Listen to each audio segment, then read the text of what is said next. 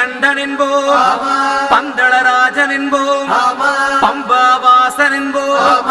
கலியுக வரதன் என்போம், காந்தமலை வாசன் என்போம், சத்குருநாதன் என்போம், சாந்த சரூபன் என்போம்,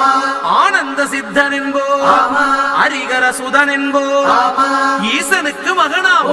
ஈடில்லா தெய்வமாம், குழந்தையாய் இருப்பானாம்,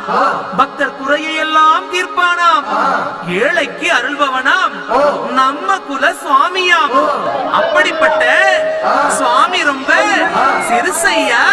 ஆனா சக்தி ரொம்ப